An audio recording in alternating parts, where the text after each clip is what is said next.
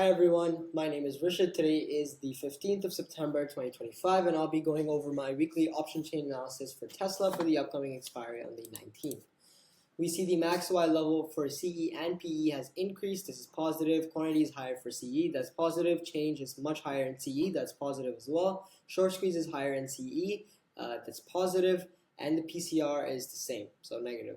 Implied volatility is higher. That's negative. Historical volatility is lower. That's positive.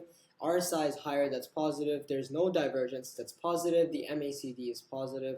DMI is bullish. And the ADX is decreasing. That's negative. ATR is slightly higher, that's negative. Both EMAs are increasing, that's two positives. VWAP is higher, at pivot point is higher as well, that's two positives, and the candlestick is bullish.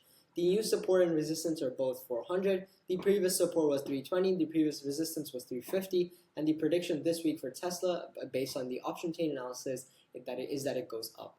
That's all for this video. Thank you for watching, enjoy, and I'll see you in the next one.